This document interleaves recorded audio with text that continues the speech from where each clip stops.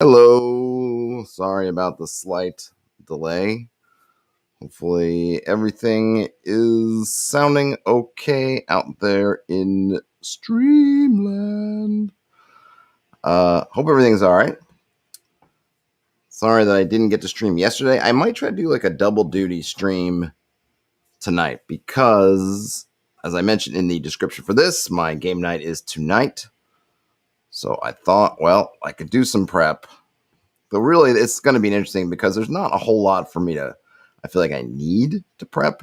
It's kind of more on the brainstorming, aspect.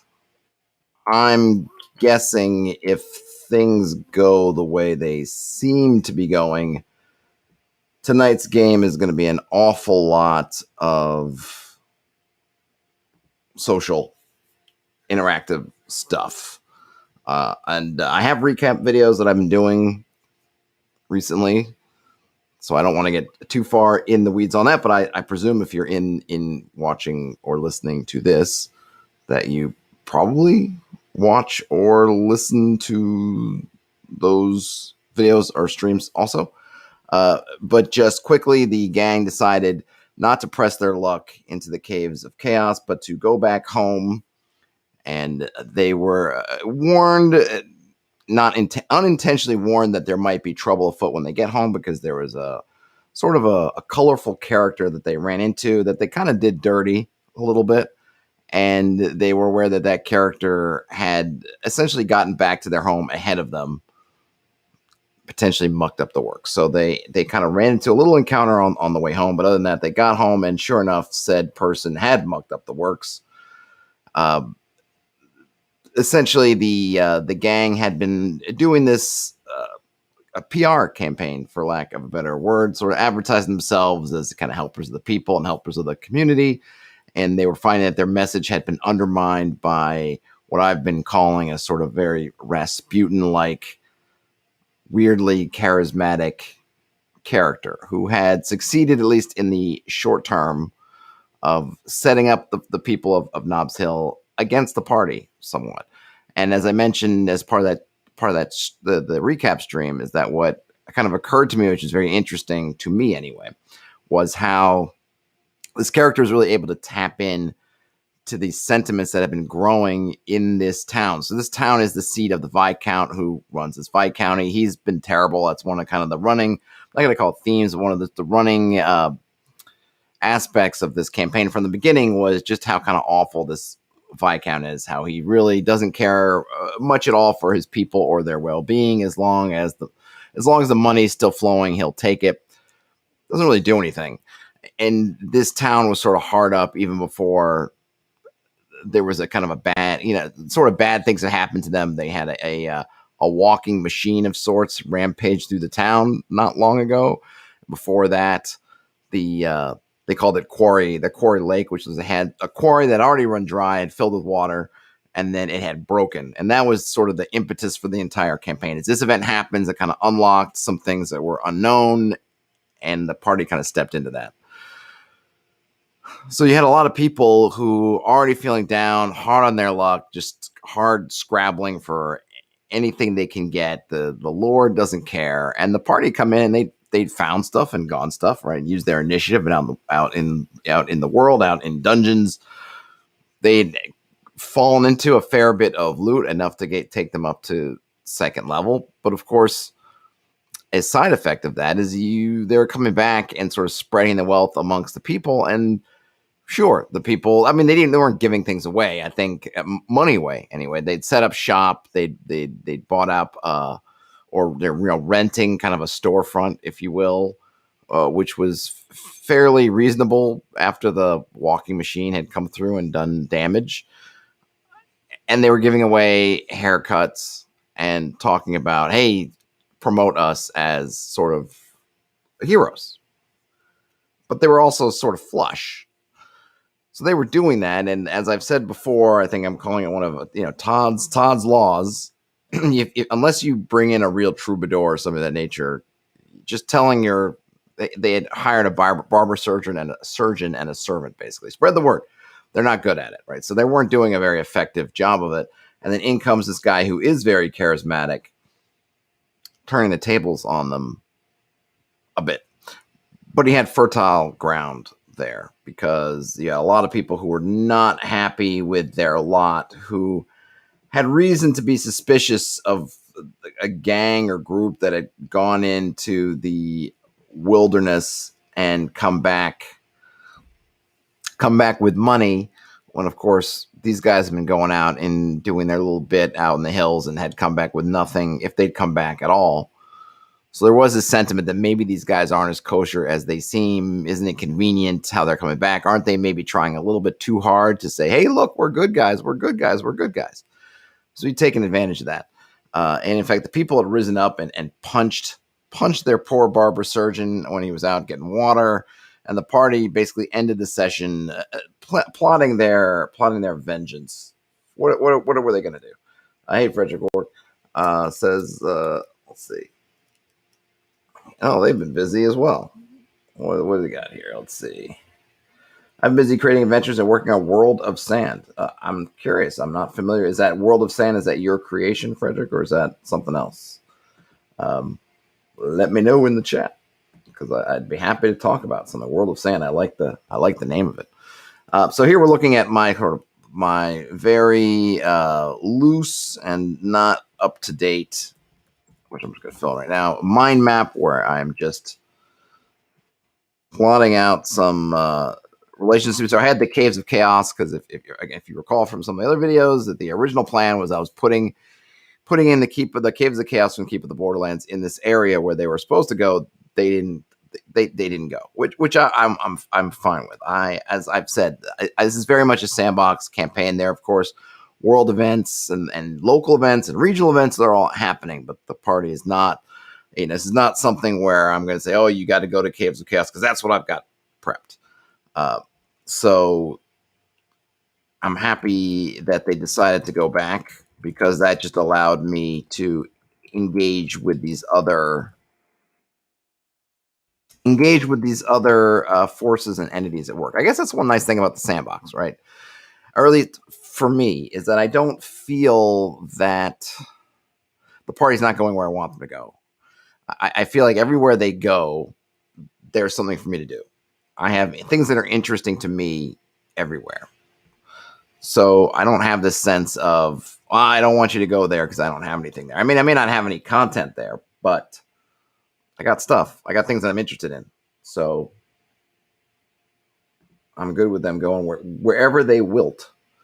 Frederick says, World of Sand is a crossover sci-fi / fantasy gonzo game world I'm creating. Okay, cool. And then Jack Hole says, I like that the bedraggled magic user whom they mistreated found an effective way to make their lives miserable. Well done. Yeah, I mean, it's, equal parts. Look, I'd love to take total credit. And sure, from the players' standpoint, they're looking at like, oh, yeah, that's, that is Todd's plan all along. But it was, inspiration, a little bit of luck. Things just kind of fell in their laps. But this is why I like having all these pieces on the board, right? If you think about your zooming out as a GM level, you got your sandbox, your campaign, whatever, and you have, if you wanted to picture them as chess pieces or checker chips or whatever, you got them all moving, and sometimes where they are on the board, sometimes they're sitting on the side of the board, or maybe I love Clash of the Titans, and I'll have to do kind of an appendix N on that movie, but there's this point where at which Zeus is sort of looking over, or well, I guess like everybody in the world exists as a little clay figurine on some giant wall in Olympus. And Zeus can kind of take them down and kind of put them where he wants them to be. So at one point, he takes, what's his name? Theseus, I think, or Perseus, and okay, I'm just going to move him here. There he is. Or I'm going to take Calabas, and he's a person, and I'm going to shape him into, a horrific abomination. Or, I'm just going to put these pieces down. So I like that aspect of it, where I see I look at what's going on, and you think about, well, what pieces do I have in play that maybe speak to this thing and I can activate? If you want to look at in board game type turns, you might think about in a board game, they might say, hey, you can activate one of your pieces. Well, what pieces can I activate? And that was the piece that came to mind, and it's going to be fun. I think it's going to be, I'm having fun with it already. And I think the players are having fun with it and they're already. I mean, I don't think they wanted it to happen, but they had a lot of laughs kind of trying to figure out, whether they should put a giant sack full of poo in the baker's shop. The baker was the local who Bogwig had incensed enough that he went out and punched their barber surgeon. That's still in play. I know one of the plans was to get an audience with. I'll put the Quarriers in here with the Lord, or the local Lord, the Viscount. So the Quarriers is the name of the group. And then I got, let's see, then the daughter is in here. There's a lot of stuff that they can sort of. Let's see, can I put these together? There we go. Show the connection. A lot of things that they can do here. Oops. And I don't know exactly what they're going to do. The audience is interesting. That might be their first attack. I've already explained to them, though, that you got to kind of wait in line. It's with just the farmers and whatever other people are trying to get an audience, and you may not get an audience. But I think I might have some fun with Bogwig being with the daughter, with the Viscount in the audience. That might make, if I was going to think of things in terms of a scene, that might make a fun scene. Because the party will get to sort of have some back and forth with Bogwig, but they're not really going to be in a position to harm Bogwig because there's going to be guards and everything, right? And I don't imagine that they would outwardly just try to bum rush Bogwig with the Viscount and everything right there. Of course, one never knows. Jackal says the Clash of the Titans imagery of the Gods Room is awesome. Yeah, and that's kind of what I feel like as a GM sometimes, right? I mean, it's got to make sense. And I'm not like Zeus. I'm not just going to take this guy and just drop him across the map. I feel like I have to do my due diligence. Of course, Bogwig was local, so getting him over there was not. I didn't have to even bend the laws of causality or temporal time and space or anything. I mean, he was in the perfect position to be there. It's I guess, to use a totally different imagery, it's like in those Bourne movies where they would find the nearest asset and activate them. Bourne's on the move. Where is he? He's in Tangiers. Okay, activate the Moroccan asset. And then the guy would roll up and get into a gunfight, and then a fist fight. Whatever. Then a garrote fight with Bourne. Kind of similar, but yeah, I think it's, of course, for the fantasy games, the Clash of the Titans image is awesome. I agree. Now, nothing says players will always care more about an NPC insulting their follower than an army of giants attacking the town. Yeah, I mean, I think that is true. I think I could put that down even in a more general way, right? You are more likely to get the reaction you want from the players when you target their stuff, and they definitely would see followers and their hirelings as their stuff, than there is attacking the landscape, right? You can attack the town and the party may just get up and leave. But if there's like the smith in the town that's about to finish something that the players want, all of a sudden they got to protect the town, at least until they can get whatever the smith was working on for them, or like their follower or something like that. Yeah, you hitting them in their wallets, so to speak, hitting them in their stuff is definitely very effective. Jackal says, any thought as to what Bogwig was doing out in the wilds when they found him? No, that is one of the great mysteries I haven't thought of, and I'm happy to take ideas. I'm happy to crowdsource those ideas. He was definitely out there doing something. He definitely had either misplaced or hidden his book. My thought is that he hid and did bury his book because he was going to get captured by somebody, and he knew it. And I'm not talking about the party. I think something else. So I think something in the further past, Bogwig was out doing something and was disturbed, maybe realized he was going to be on the run, or at least maybe even if he didn't get captured, thought he was going to get captured and didn't. And there are two things at play, right? He is a little bit nutso, so it's not like a stretch for him to just amp that up a little bit. He's definitely a little bit crazy. But if they find him with a big spell book, they're going to assume he's a wizard, and that changes anything they may ask of him, demand of him. They might just kill him outright if they have a fear of magic, which a lot of people do. Or now they're going to keep him with them, indefinitely, as long as they feel like they can control him to use whatever spells he has for their benefit. So if he feels like, oh, these guys are going to capture me and I have time, let me bury the spell book so at least I can just come across as a crazy beggar. They still might try to kill him, but they might often just say, as common, just let him go because he's just a nutcase and not worth the bother. So he did it, right? And the party stumbled on him when he was out there trying to retrace his steps and get back his spellbook. That's sort of the general idea of how the events are going, but I don't have those details filled in. And it's interesting to think about what was Bogwig looking for, right? And here's where you can get some things, right? I could tie Bogwig, like what is Bogwig looking for? Was he trying to get to the Caves of Chaos? Because he's definitely a creature of chaos. Was he trying to get over there? Because I mentioned in other streams about how there's a pull, right? That the this Illerth stone type thing that's in there is sort of almost sending out waves on the alignment band of chaos. If your soul is tuned into that, right? Was he feeling that kind of pull, but then was interrupted from that?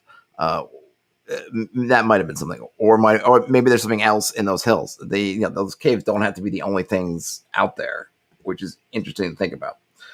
Frederick Ork says, especially if there are honor and reputation points, a bard's harassment can lower those numbers quickly. Yeah, I mean, if you're tracking reputation, or if you want to call it honor, right, or those could be separate, or they could be the same, or just some sort of social standing, then yeah, anything you do to detract from that. And certainly, though I don't have a concrete mechanical measure for it, though maybe I should, because this is something that definitely I should think about that, because it seems like this is something that the party really is after, of making names for themselves, both in deeds and also about baldly and boldly advertising their deeds. It is important to them. So maybe I should mechanize it and give them a way of charting their particular progress. Maybe he was fleeing the Viscount, possibly, but then he just went back to the Viscount. So if that happened, then we'd have to think about, well, why did he leave? And then why did he go back? I mean, we know why he went back out of vengeance, but I imagine if the Viscount wanted him for either ill deeds or was keeping him captive for some reason, I'm not sure he would go back there. He was out learning a special plant spell, needed components. Yeah, possibly. These hills are not particularly full of lush vegetation, but there certainly could be some kind of plant or fungus or anything, right, that grows in that kind of environment. He could have. Another idea, maybe he claims to be an emissary of the Fey Courts and to offer the party a grand adventure. He could certainly do that, I suppose. Now, I suppose he could offer something like that if he gets hard pressed. The things I'd have to think through on that one are, well, why didn't he do that right away? If he was an emissary from the Fey Court and the party essentially grabbed him, he could have just spat that out right away. So why didn't he? Right, and then, does he know? Not so much as the Fae, like how the Fae works is not something that's well known. He is a wizard and he is potentially knowledgeable in such things, so he might know. But does he know that that's something that the players are certainly involved with the Fae, both in their backstories and potentially what's happening, but I don't think they shared that with him. So, and Frederick Ork says, the old judging them to be worthy. Yeah, I mean, it happens so often. I kind of want to stay away from this is just a test. I'm only testing you. I mean, if I do that, I would probably do that as actually a misdirect. Like this would be if they didn't manage to grab Bogwig, let's say Bogwig, because look, the players are the players, right? They may come up with some grand plan in the audience or afterwards. I'm going to do this and I'm going to do this and I'm going to do that. And we're going to find Bogwig alone in a hallway and we're going to grab him. Like at that point, if Bogwig's caught and realizes that the noose is around his neck, he might try to claim like, oh, this is just a test or something and see if the party bites it. But it's one of those things that it's hard to, I feel like that kind of thing is hard to pull off because one, it comes off as obviously this trope that's brought up all the time. So it's almost like, I feel like it's too obvious that it could be a lie, even if it's true, even if he was an emissary, even if it was a test. I don't know how I feel like the party would be like, oh, yeah, sure, of course it was a test. Because that thing comes up so often, not even in fantasy things and everything, right? Where a guy gets caught in a lie and says, haha, I was just testing you. Of course, the joke is that he was just a lie, right? So I'm not sure how he would sell that to the party and be in any way successful. The Order of the White Flame here, if you're looking at this, they're the kind of the main religious order in the area. Essentially monotheistic. They worship the sun. It's a sun deity worship, and one of the first PCs was part of this order, and that's why I kind of gave them a prominent spot in this original settlements, because he was a cleric essentially of the White Flame, but they're still here. And we got more ideas, Frederick. All right, let's see what you got. How about creating a functional and dangerous opposite Bogwig NPC? Yeah, I could. I mean, in a sense, those are the PCs right now, right? I don't know how powerful actually Bogwig is. I haven't figured out his level. I have not written up any stats. I just went with magic user, and then I was just kind of gonna, like I said, I really didn't think that the party was even gonna go this far, and I didn't set up even particularly to be combat, so I hadn't even gotten around to doing his stats for combat. Since he started off essentially as a sort of double surprise, and they went about it socially. If they'd gone into combat, I would have quickly rolled some dice to figure out what level and stuff. I don't know, but he's not super high level. Maybe I'd probably roll a D4 or maybe like a 2D2 or something to see what level Bogwig's at this point, and then figure out his spells. Jackal says maybe Bogwig is escaping the caves, his intimate knowledge of the inside. That could be, and that's intriguing, right? Because he is a creature of chaos. He's definitely chaotic. Maybe he's got something else going on because he's a bit loony. Maybe he has maybe there's some other force working inside him that actually, through a weird way, made him a little bit more resistant to the pull and got out. Or maybe he got out en route to the caves, right? That kind of story I was talking about before, where he thought he was about to be captured, so he buried his spell book. They were going to take him to the caves, and he escaped. So that definitely could be something. And maybe he does know something about it. If he was there and then got out, he could know some things. A spell went awry and Bogwig split in two. That's an interesting idea also. I'd have to figure out, well, where did the other half of Bogwig went? If it was something like that's, I mean, those things are really cool. I feel like when it gets into that, he'd have to be doing some kind of really strange ritual, right? Because we have spells, I have spellcasters, and there's no backfire that would split somebody in two. So we'd have to think about, well, if Bogwig did something really, and it could be that, like, why is he the way he is as opposed to a more stately wizard, is maybe the result of a spell. Maybe a spell went awry and kind of messed with his brain, messed with his head. But he'd have to be doing something special because there's no spell in the books so far that would have any kind of blowback that resembles that. So it'd have to be, and plus I'd want it to be something really interesting. I wouldn't want to be, oh, he casts fireball and now he's a blithering idiot kind of thing. It would have to be like, he would have to be trying some really weird, interesting, potentially powerful spell to get either split in two or made kind of a loony, anything like that. Now, nothing says, I think you could add, he could only be temperately mad via a spell mishap or hallucinogenic fungus. That way you can be less mad over time and thus more dangerous. Yes, though I go both ways on the kind of less dangerous because they're mad, because the thing is with a mad person, they have that like we talked about with undead, right? You can only bargain so much with a madman because they're not thinking total. I mean, no one's thinking totally logically, right? But the extent that you can reason with someone and appeal to their emotions, there's a certain bit with, depending on how you want to read sort of lunacy or madness, you can't bargain with them past a point because they just don't see the world the way you do. And plus they have a fundamental, I don't know if randomness would be the right word, but you just can't predict what they're going to do. So you think like, oh, of course they're going to do this because this is the thing that everybody does, but they're mad, so they do the opposite, right? Or you think they're mad and they're all going down like, well, if they're mad, they're definitely going to do this, and then they right? There's that kind of zigzagginess, but it could be.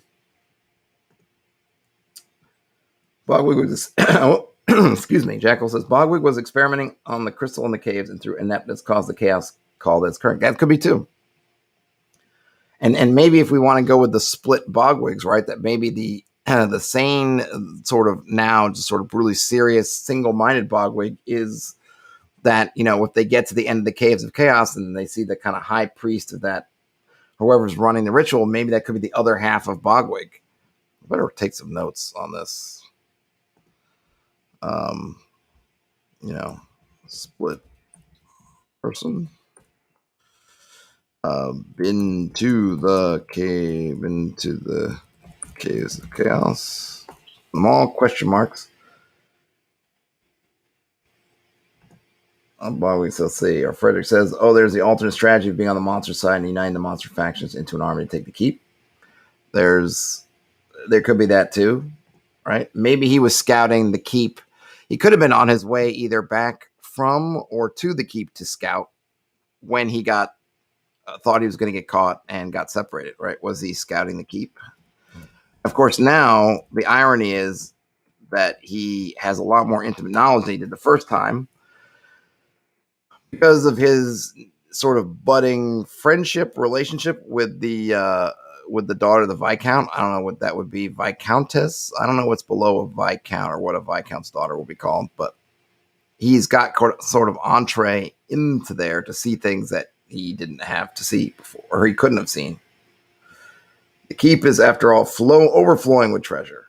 Not this particular keep. The party hasn't spent a lot of their coin, by the way. The party has actually kept most of their coin.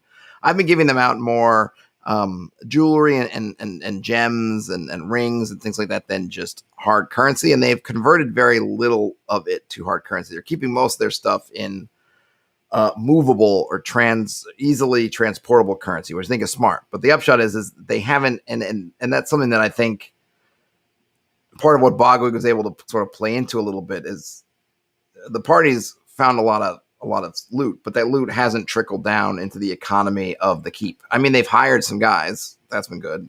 Some of them got killed, which people are just now finding out about it now. And sure, they bought some supplies, right? And they're renting places, but it's not like the keep is suddenly the town is rejuvenated. And they've kept a lot of it to themselves so far. And the Viscount, he's not a great money manager. The keep is not particularly prosperous, even though he's hard after those taxes. He ends up spending them on frivolities, and of course he has to send a good deal of it, up the feudal chain. So it's not like he's flush either. But the keep is worth taking for certainly if you're in the caves of chaos. The closest point of really defensible good point is that keep. I mean, there's also a tower, kind of a military tower in Quarry Hill. So those 2 points control that area. The Quarry Bridge town that has a tower is right on a bridge over the river, and then up the river is where Nobbs Hill is. So either one of those locations is strategically important in a way that the caves, even though it's a great hideout, you can't control any of the surrounding area from the caves because it's isolated. The same fog and that same withered wood that kind of keeps you secret, it may help prevent people getting to you, but it also prevents you from really watching what's going on in the landscape. Whereas those 2 places really give you strong points. So if you're looking at, I'm ready and I'm strong enough to present myself in the world and capture one of those 2 places makes sense. And if I was going to pick one, the power structure is such that the Lord of Quarry Bridge is junior to, he reports in, he is a vassal of the Viscount of Nobbs Hill, but he's a lot more on the money. He keeps himself to himself, and I've hinted that maybe he's a little bit weird too. He never really comes out, and nobody really knows what he's doing inside his tower, but at least he's, as far as how he runs the town and the efficiency of the forces under his control, he's much more on the ball.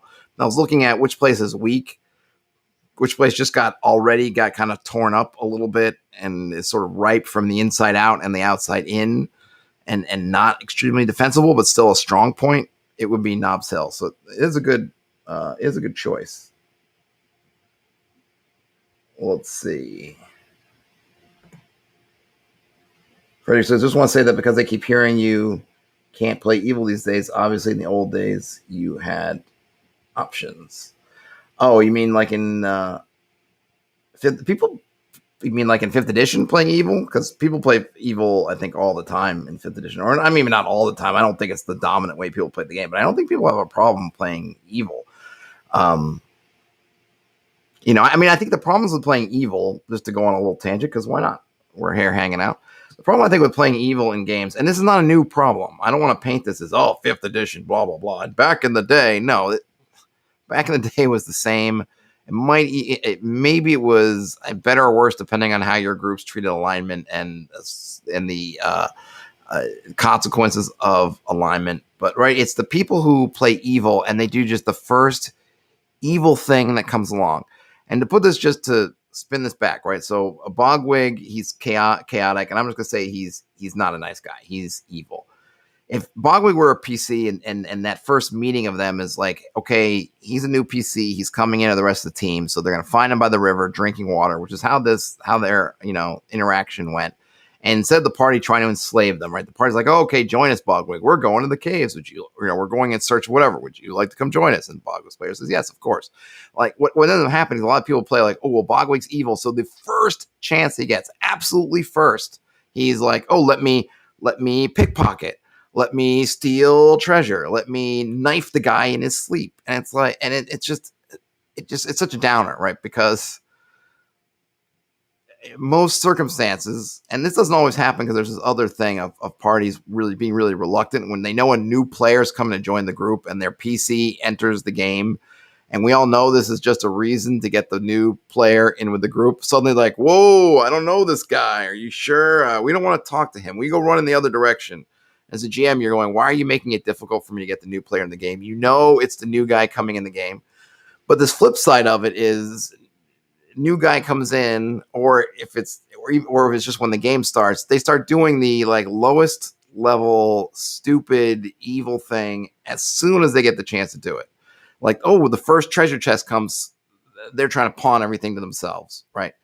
As opposed to me, what the more fun thing is if you're going to play an evil character is what sort of long range plot can I do, right? We're gonna try to play as long as I can. I'm gonna try to get some kind of plot in there so that I can show my evil at the end, right? Not that it's almost a cliche now too, but at the very last second, the one player whose character sides with the big bad evil guy at the end of days, whatever. Like that's what I like. That's the more interesting. Like how can I play that game as opposed to as soon as the first time the fighter's back turns his back to you, you're like, sneak attack, stab, stab, stab.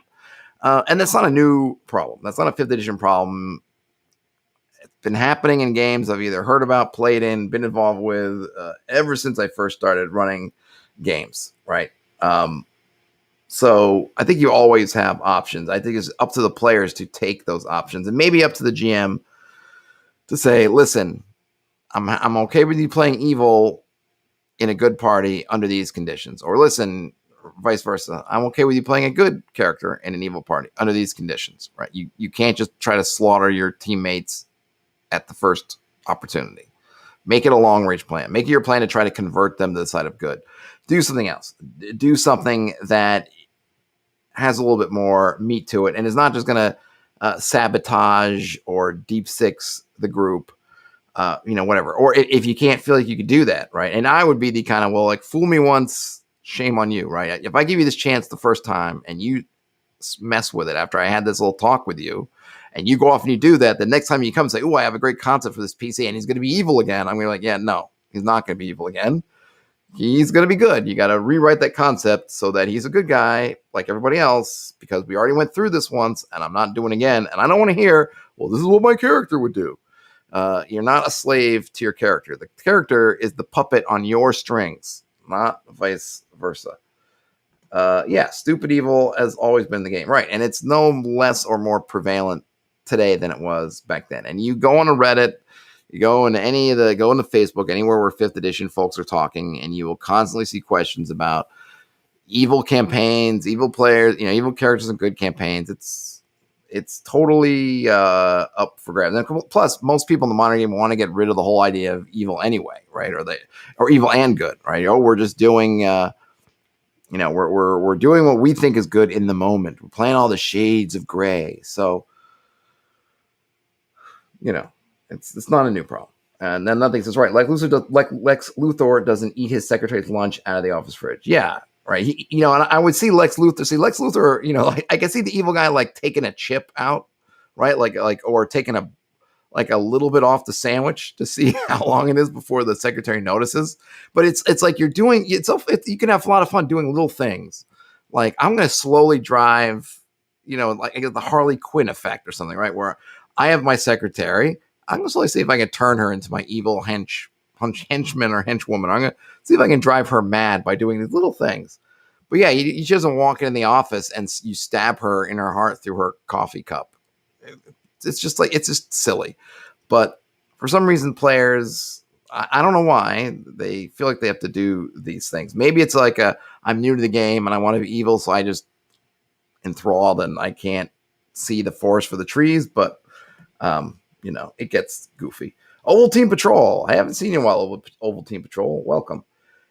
In my group's ongoing first edition game, the party is mixed alignment. Evil characters are totally loyal to their good companions. They think of it as their job to do the dirty work out of sight. Yeah, I think that's a relationship. And you can have kind of fun with that, right? In the sense of depending on how you're playing alignments and if you have characters who are followers of deities, right? How much of this is where that the evil guy is going to be evil, right? And you're like, all right, I'm going to leave the room with you. And I'm not seeing what they're doing, but I kind of know what they're doing. But at least that's interesting. That kind of like, what is his name? Jane and Firefly, right? He always wants to do the bad thing. And every once in a while, the bad thing is the thing that needs doing. So you kind of got to give Jane a little bit of a lead. And just be like, okay, don't tell me. I don't want to know what you're going to do, right, Jane? Just you go do it. In my game, I have a mix of law and alignment, or law and chaos. But as far as the party goes, they're kind of higher level things, right? So these are on sort of cosmic levels. But I do have items. I'm using items that will, the alignment effects from, I don't know if they made it into first edition, but definitely in the 3 brown books from Magic Swords, but I apply it to all items. If you are a creature of law and you touch this thing and it is an artifact that's magic, that has chaos, is bound to chaos, then it's going to hurt you, potentially kill you, and vice versa is also true. One of the characters has this hex that protects them from chaos, and they had fun putting it down during camp at one point and seeing if the other player character who was of chaos could pass through, and they couldn't, right? They tried and they failed their save, and they got bound. They felt this invisible wall around this area. So I do use the alignment effects, but not so much, at least for creatures outside the players. I'm more open. I more think of the chaos as more evil. I'm sure there are exceptions, but I do think of it that way. But with the PCs themselves, it's kind of a greater. They're part of the greater battlefield that doesn't really. I'm not trying to put them against each other. I mean, there's enough. You've seen the stories, right? We got the one character that's got it's holding on to the magic flute, and even though the magic flute, I intended it as a one-use device, but they never did any kind of identify on it, so they don't know it was one use. So I'm kind of open to the fact that if they keep trying it, thinking it might have multiple uses, and I have been rolling some dice. I give them like a 2 out of 100 chance, something like that, to have it work. But now I'm thinking about like what other stuff might it do.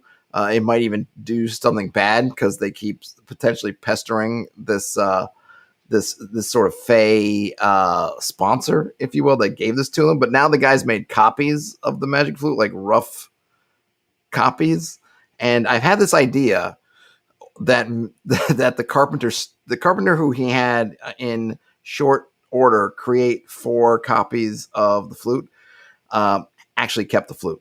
That was something I came up with at the end of the last game, because I kind of said, okay, like he made the copies, he hands them back to you, and he never really looked at them. So I'm thinking I might roll a die and see if he was given that the 5th flute, being the original one, actually is a much better forgery. I might roll some dice to see if something like that happens, which could be a whole lot more fun when he's out there thinks he's fooling people, giving away fake copies of his magic flute, and he in turn was given a fake copy of the magic flute. Because he totally, they're kind of naive in a way. They don't check things. Like they say, like, oh, here's this thing, this weird thing. Can you make copies of it? And then sure. And then he just takes them back and just puts them in his pocket. I'm like, okay, well, you didn't really. Do you want to check? Do you want to double check? Do you just want, all right. But I'm gonna roll. I'll probably roll some dice because I love. It's a great idea, but I'm not sure. I feel like I maybe waited long enough, or maybe I should have given him a cue. So I haven't really figured out if that's what I'm gonna do. But that it tickles me as a concept that he might have as he's gonna be out there suckering people with these fake flutes. If that's I like I said, I don't know what his idea is. And that might be something that also comes up. I should probably put their names in here. So we've got Lothar. We've got Grusty. These are the members of the Quarriors, not to be confused with the board game. I think our dice game, that's the Quarriors. This is a play on the Quarriors. And Fitz, right? So Fitz, oops, that's all. Fitz has got the magic. Fitz has got the magic flute. And he's made 4 copies. Did he get double crossed and given a fake? And I could use something like Mythic. This is where I might, if I'm asking these kind of questions. I did a video a long time ago on using Mythic and also Rory Story Cubes for doing kind of world events. And that's where I might throw Mythic out there and take some of those yes, no question matrices and just start asking questions like, hey, did he get faked out? And if he did, has he noticed yet? Or what's up with that kind of thing? All right, I can stop that. Let's see. I don't think there's any other big notes for the Quarriors. All right, I will put some linkage there with Bogwig because they are connected. Nothing says I vote for fake flute. Yeah, the fake flute idea is it's priceless. It is priceless in my mind. I don't even know if I'd be able to hold in my laughter. It tickles me. It tickles me to know that some carpenter stole the flute.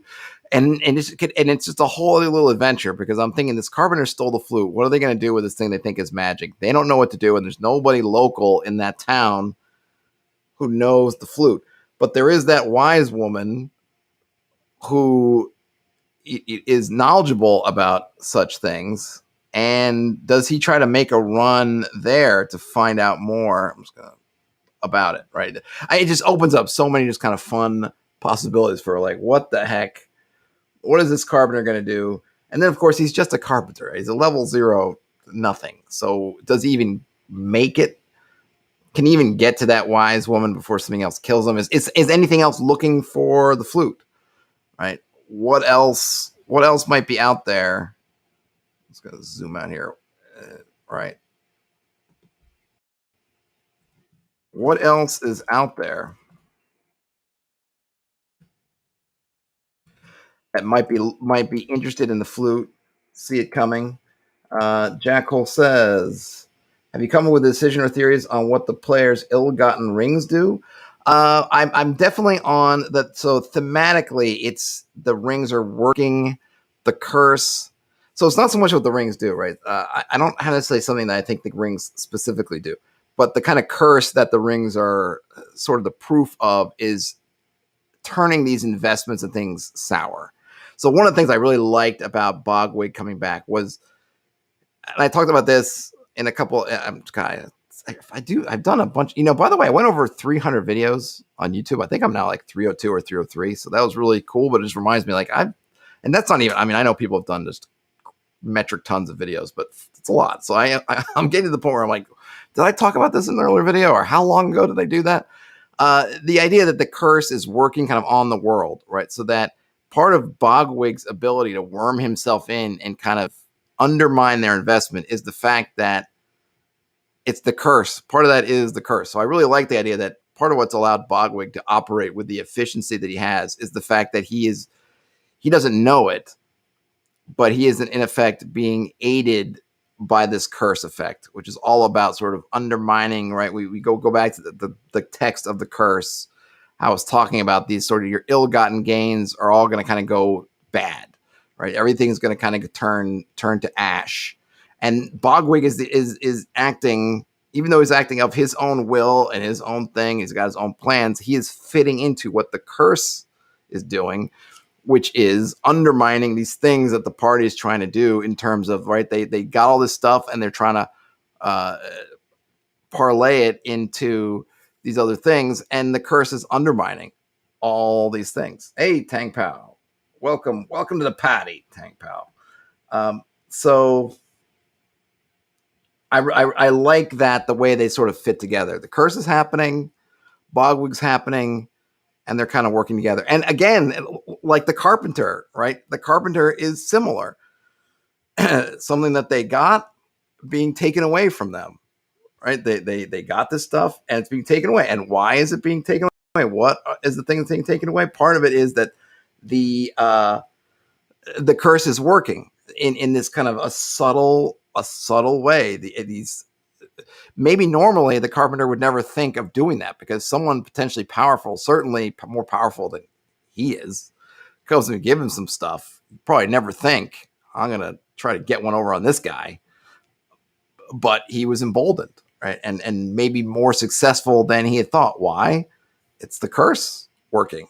These are things that the party had gotten a hold of, and they're being sort of taken away from. These things that they had gotten are turning bitter, turning sour. The fruits of their labor are rotting, and that works with that. Yeah, Bogwig, unknowing agent of vengeance. I think a lot of individuals are going to be these unknowing things, or not unknowing tools of the curse, right? How this curse works, which I think is cool because it fits into a lot of the ideas of curses in literature and in different aspects, right? Where you can look, you don't necessarily know in the moment it's happening, but when you look back, you can just see, oh, this is the curse coming back to haunt them, right? The elves show up and they're trying to make good with this, with another group of elves. The sons of Fëanor show up in Doriath, right? And they need to make allies out of King Thingol and Melian, but King Thingol has the Silmaril. And so the curse, causes this thing to go awry, right? Or, all these things that work to get the Silmaril to Thingol that put this pressure on there, right? You didn't know that Beren and Luthien meeting up was going to enter into the curse of Fëanor, but it does. That's the nature of the curse. It's just bending all the weaves towards fulfilling the curse. And in the same way, obviously, at a much lesser scale and much lesser level of eloquence, I kind of like the idea that these weaves are working, right?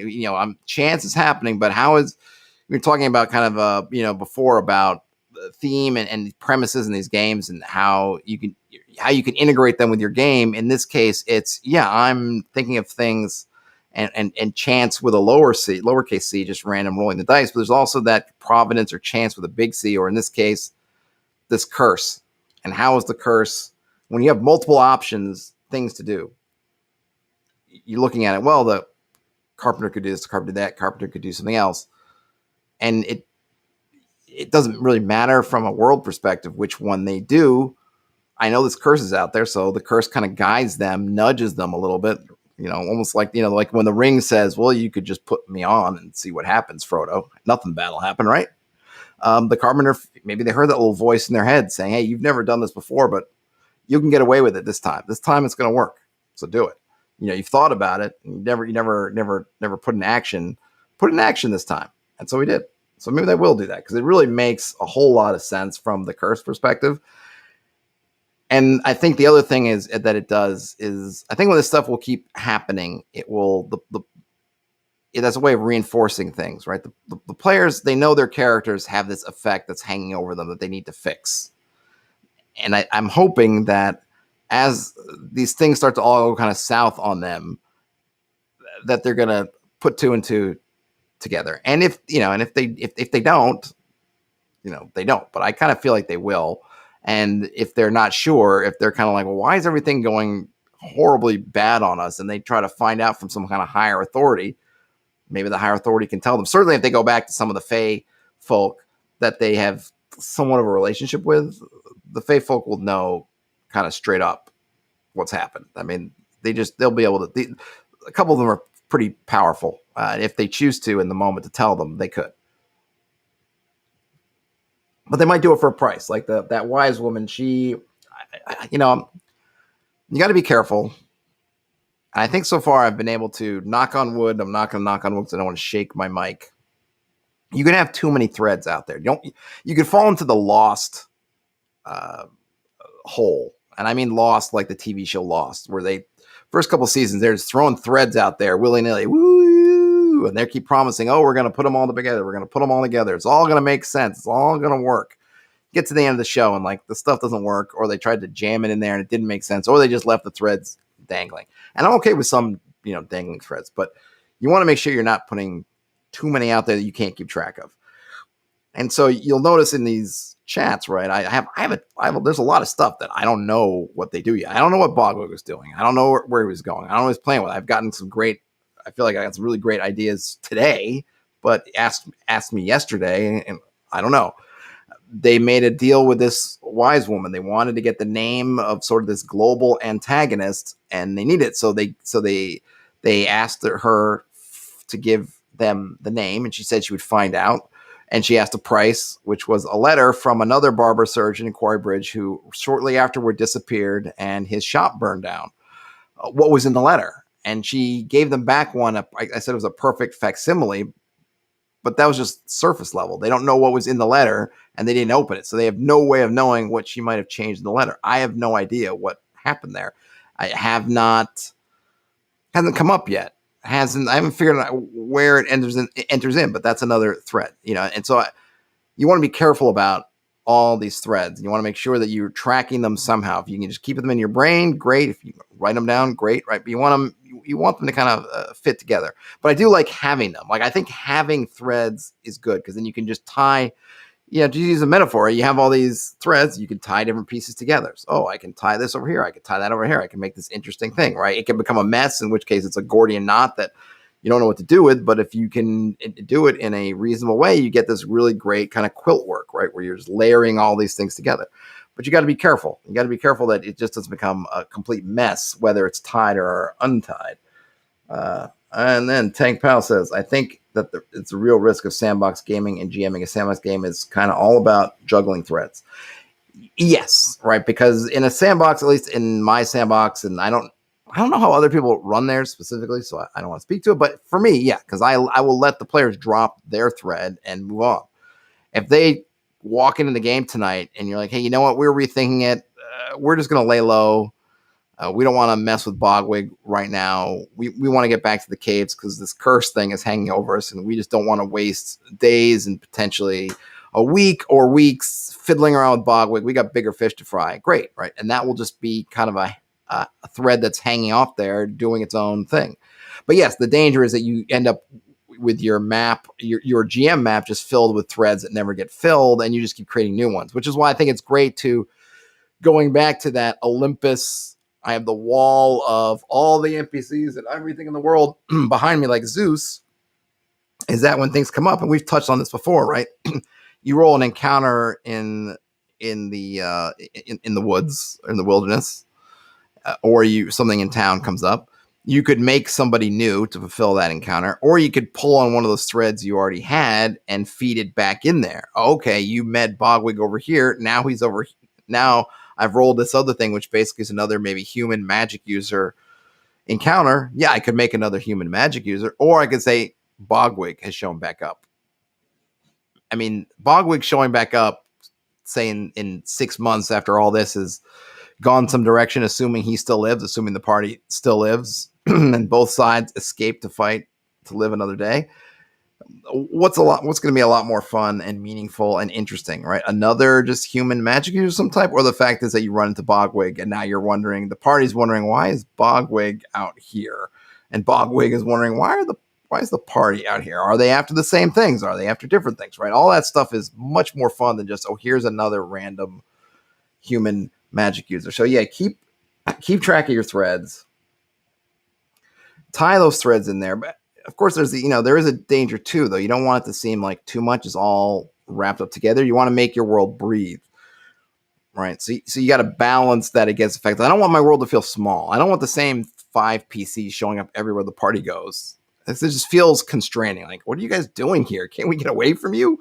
Right. So you gotta find that balance. It's all about finding that balance. That's a hard thing to, how can you, I don't know, can you teach somebody balance? I feel like you just gotta get that kind of feel for your game.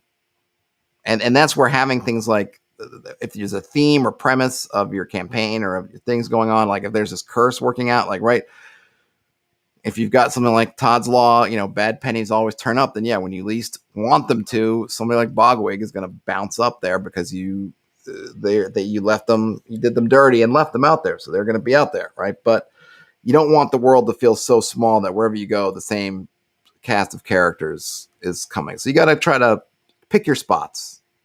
And using dice, using GM emulators or kind of yes, no, or any kind of matrices or specialty dice like Rory's Story Cubes or something else, or you make a table, and maybe in your table you keep, if you had, say, you did one of those massive, like, oh, I'm going to have a D100 table of encounters. Like, okay, great.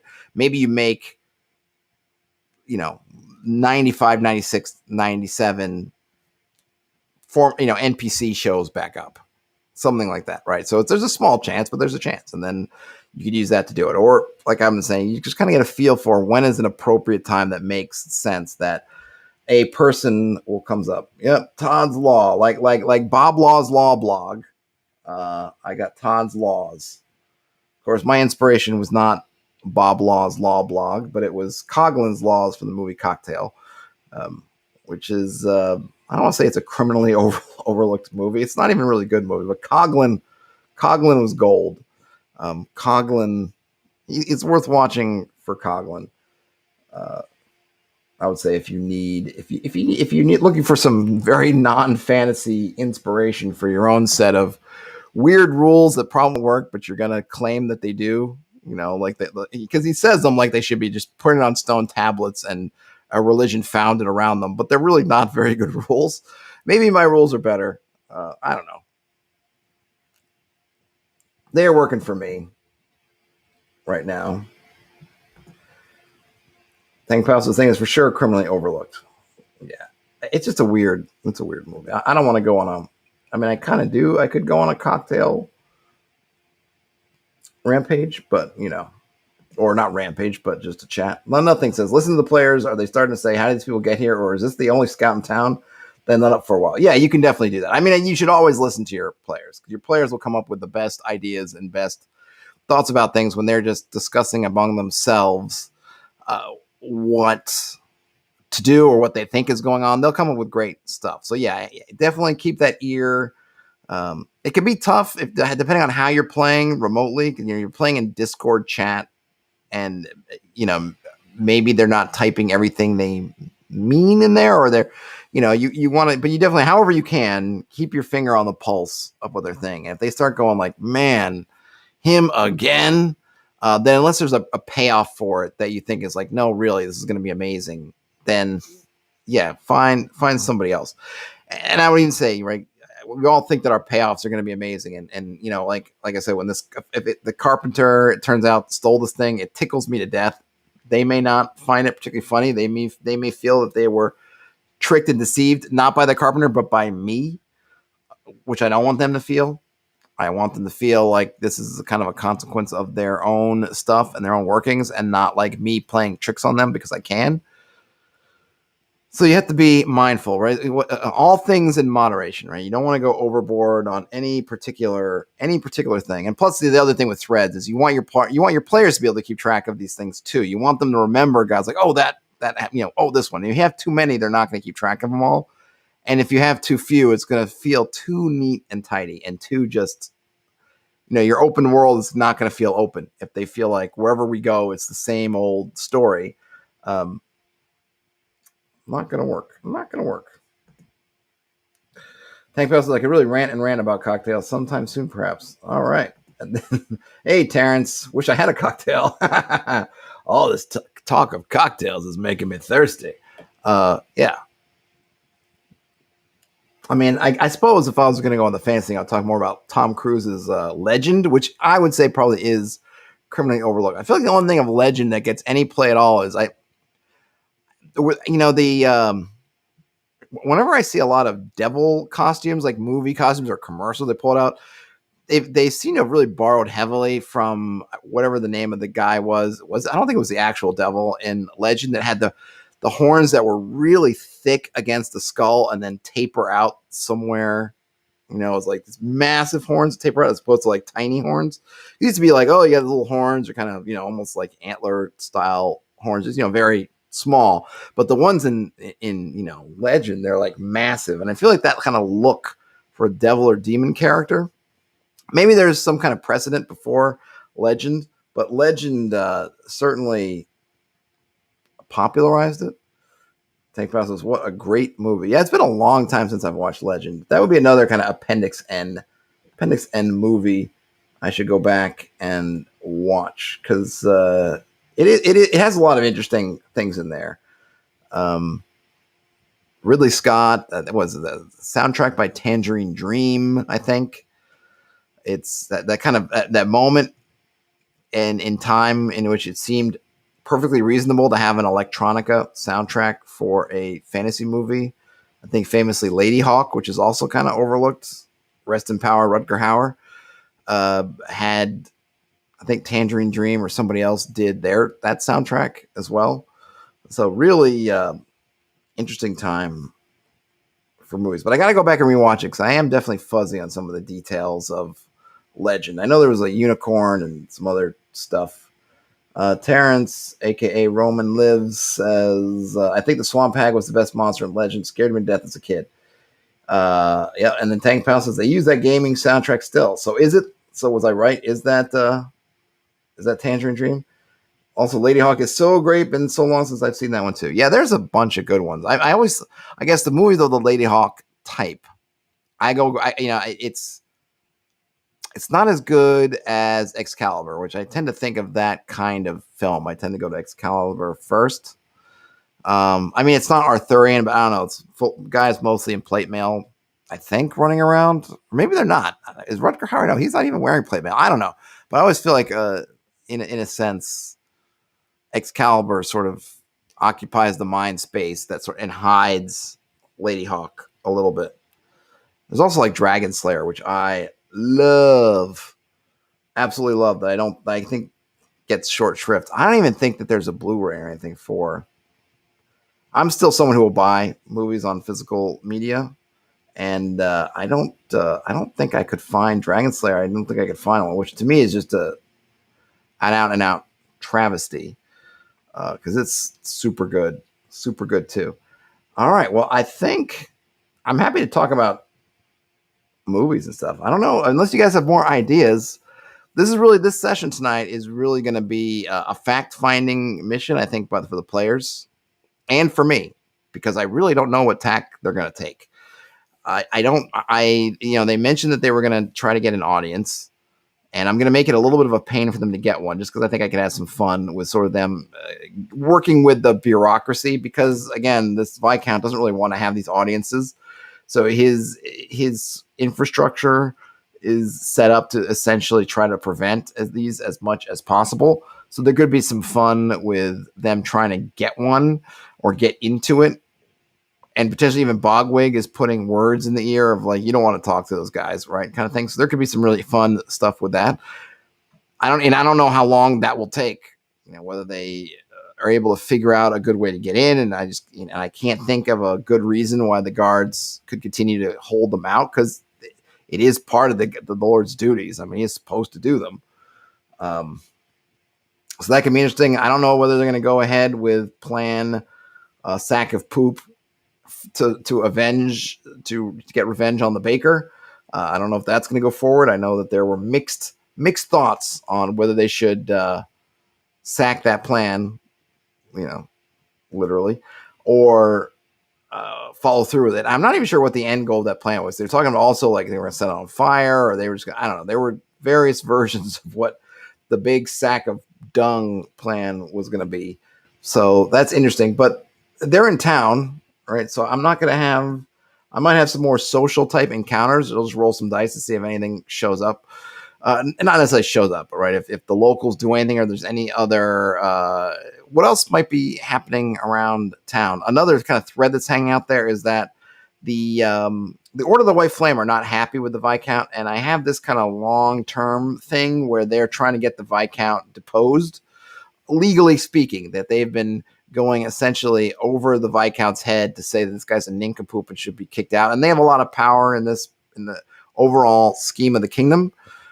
And that's something that could come to pass, because something else that happened that the party became involved with was they went to this library. They tried to get in this library that was in a stronghold of the White Flame that's kind of out a ways from town. It's out in the up on a hill, kind of out on the really kind of far away from everything, but still in the in the realm of the Viscounts, under the Viscounts, supposedly protection. And something happened, and it became undead. Basically, it took over. I don't want to say took over like it was undead that came in. Like there was some outbreak that was turning everybody sort of undead, or killing everybody and making them raise as undead. And the party kind of got in the mix a little bit, but then White Flame reinforcements came, basically told the party to bye-bye. We got it from here. I gave them some cash, gave them some money, but also some of it was sort of glamored so they could kind of keep track of what the party was doing, because they were wondering, like, why are you here and why are you involved, whatever. So there was like, here, we're going to give you some money to kind of show that we appreciate what you're doing, and the party naively just took it. But they were also like, well, we're gonna put a little stuff on this so that we can sort of we can see what you're doing. But the White Flame, the upshot from the White Flame perspective was that the Viscount didn't do anything to help, prevent, protect kind of the things that they look for. So they started in motion this concept of getting rid of the Viscount. And the Viscount's not popular with really anybody, but there's just been no impetus to do anything about it. So that's something else that could come into play. I could probably roll some dice to see how quickly at this point. So it's been probably a couple weeks. I'd have to count. I can count the days specifically. Probably 2, 3, 4 weeks since this has happened, but everything is slow. It takes time to get messages, places, and have councils and all that. So that might be a little bit too fast for something to happen. But that might be another little bit of intrigue that could come to play in town. Another thing says, right before they finally are about to get an audience, have them wait even longer because somebody skips ahead in line with a bribe if they don't think to try a bribe. Yep, that could be a good one. Think about says festival, public execution, if that's a thing. Yep, those are definitely things. Either or both could happen. Jackal says maybe the Viscount could insist on his cut of taxes from what they found, more of the curse taking effect. Yep, that absolutely could be something that they have to pay their back dues, and see how they squirm about having to give up some of that loot. There's a lot of interesting things, right?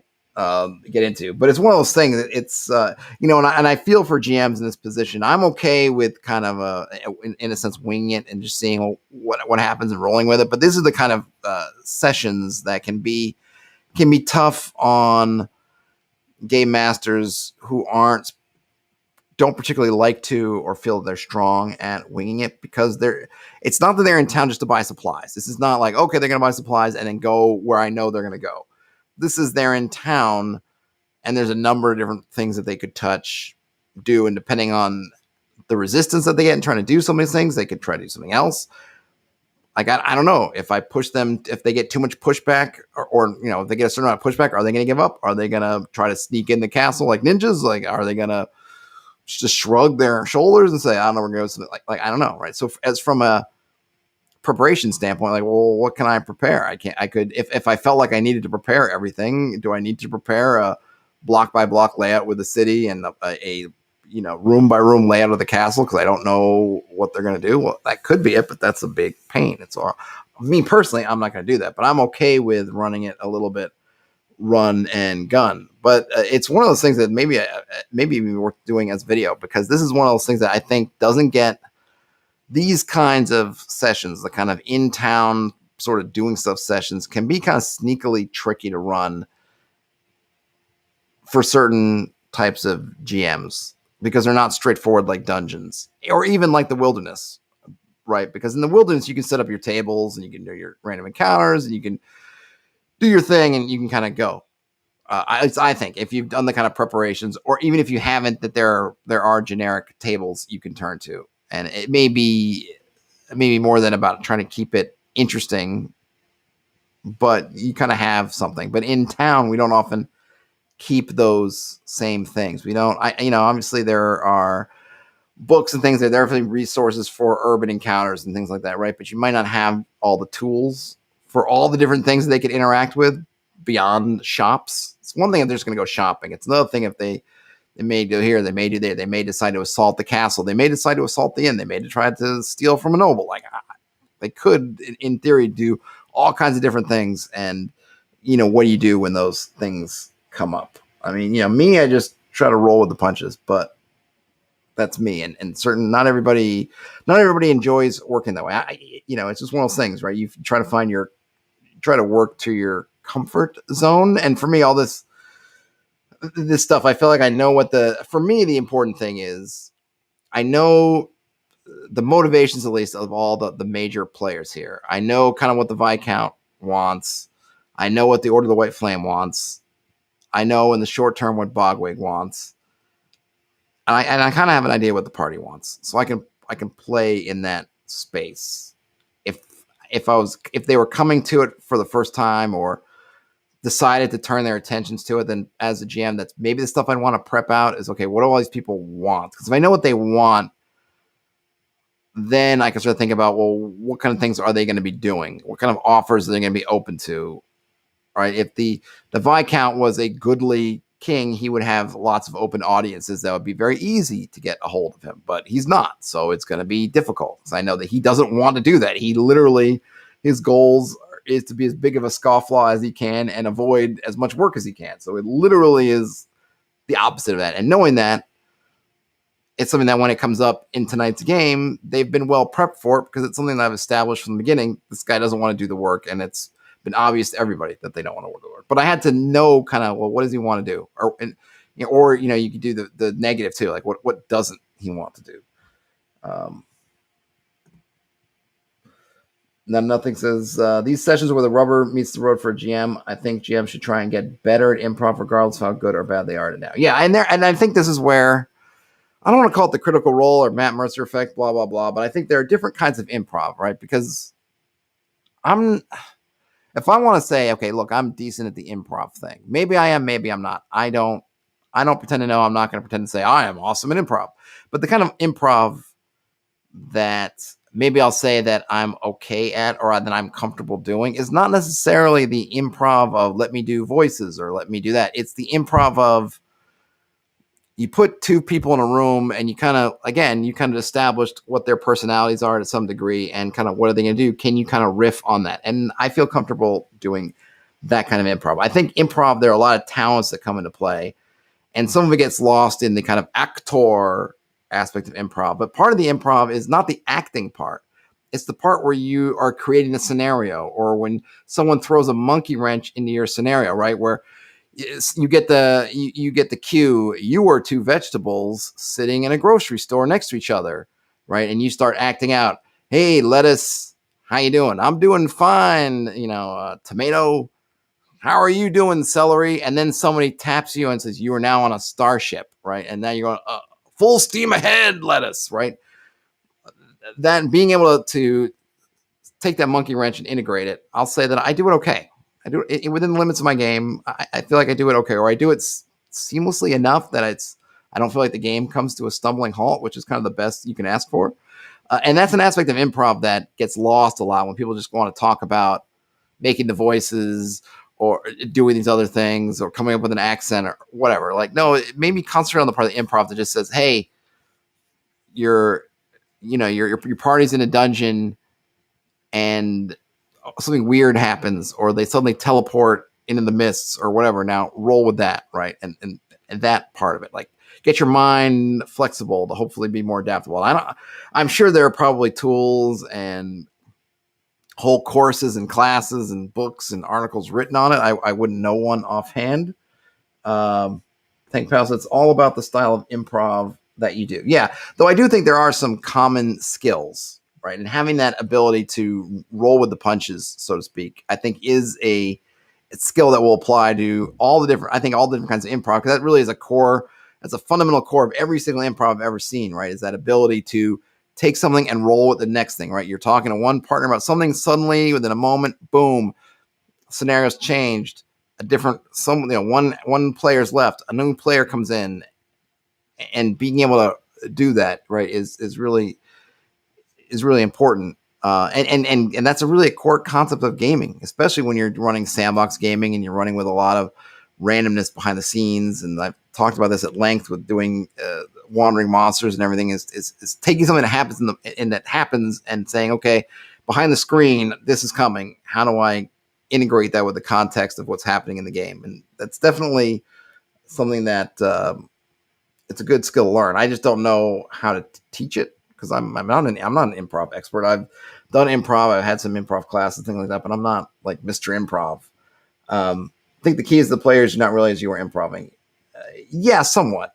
I think it's okay with them knowing you're improving. I think it's the part I think it's important is they don't feel the randomness if it is random. I think I've gotten away with that so far, with my players not realizing some of the stuff that's come up has been random. I know I've gotten asked a question, like, I think once or twice, like, when something kind of interesting happened, was like, well, did you plan? Like, did you plan for that? And I'm like, hey, as far as you know, I did.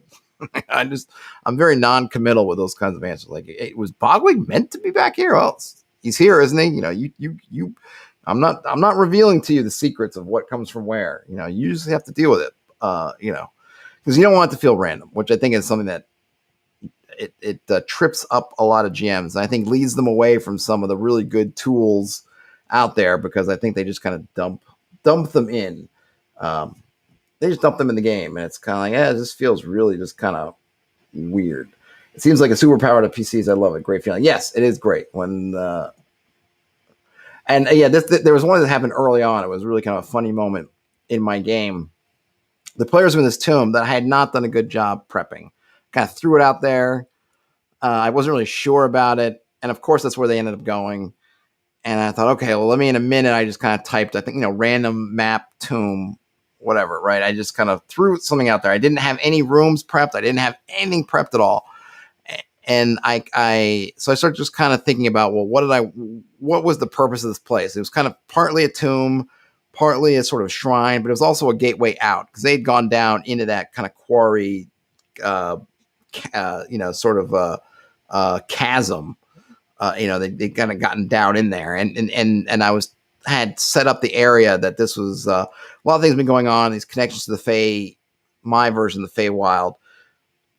And I was thinking about, I wanted to have a gateway to the Feywild in there, and so I put it in that tomb. But I also had some other areas of the tomb, and one of the players, they were really getting into it at that point. They had just started kind of learning about how to doing different things to check for traps, and so they ended up doing something I thought was pretty clever. Use of, I think they were like throwing a stone or something, or kind of like skipping a stone down. Anyway, doing something. I don't remember exactly what they did, but I thought it was pretty clever. And then, because I didn't have the place, I had no really conception. I'm really just looking at this map pulled up in my browser and looking at it. And so I decided to make a roll. Like, maybe there is a trap there. I didn't have anything planned. I had nothing planned. So it was like could be anything. And I think I did like a little yes, no thing. Yes came up. So I had it trigger this trap, and the trap, and he triggered the trap. It did block them off from going to another part of this complex, but it was one of these big, like, tomb giant stone blocks collapsed. So there was this other aspect of, well, if they'd gone in there and the trap had been triggered behind them, then they probably would have been functionally trapped, because they didn't have the tools to get out, right? They probably would have been, might as well roll new characters, because these guys are just going to slowly die, right? But when that happened, the guy was like, well, it worked. Like, my thing worked. Like, was there always a trap there? And I was like, yeah, it was there. You hit it. And he felt really good about this thing. And now, if I'd had the place all set, I wouldn't have had it work. I wouldn't have added the trap just to make the guy feel better. But because I didn't know, I was like, well, he kind of went to trigger something. It was, it's one of those sort of GM emulator. You ask a question, was there something there to be triggered? Yep, there was. All right, great. He triggered. Right. And Bob Moss was saying, well, it was a tomb and all. Yeah. The context makes perfect sense. It was a tomb. They weren't in the tomb part. They were kind of the first part, which had the more shrine elements. And back there was where some important folk who had died during the conflict that back in kind of the mists of time had been. It makes sense they would have some protection. And so contextually, it made sense. I thought, yeah, there's a decent chance there would have been a trap there. It was like a little hallway that then opened up in this other kind of catacomb area. It's literally the perfect place for that sort of trap. And when he sent out that trigger, I said, yeah, let me just ask. And I found it. And so it made a neat moment, which I think kind of reinforced this idea of, it was useful, right? It made them feel good that they had looked for the traps. It made him have a good moment. I don't want to say that I did it for that because I didn't, but it was a nice side effect. But I was open for it, right? I didn't have anything prepped, so there was no reason for me to absolutely say yes or no. So I just kind of went with it. All right. Well, wow, we're almost at an hour 20. So I'm going to sign off because I got to get back to work. Lunch hour is overdue, so to speak, or it's over. Thanks, everyone, for joining. Before you guys all bail out of here, give it a thumbs up. If you haven't given this stream a thumbs up already. If you're in here and you're not subscribed, go ahead and subscribe, please. If you enjoyed this at all, if you hated it, then I understand. But if you didn't hate it, subscription can never hurt. I think I might try to come back. So my plan is, my game nights are pretty darn short. They run from about 6-ish to 8-ish. So only about 2 hours. And that's assuming, if we can get most of that gaming and not talking about, hey, how are your kids and how's your family and how was your week, all that kind of stuff, that's kind of a good case. So I might try to do, depending on how my family is situated after I get done, I might just hop back on and do a post chat right afterwards. I'll try to see if I can get a better feel for it in a little bit. So look for that. If I can do it, I will. And I'll post it in the YouTube channel. YouTube channel community tab is where I tend to post what's happening, what's coming with videos. So check all of that. But yeah, have a great rest of your day, night, whenever you're watching or listening to this. Hopefully I'll see you in part 2, the postscript this evening. If I don't, then be assured that will be on the docket for tomorrow's stream. But take care, everybody. Game on. Talk to you later.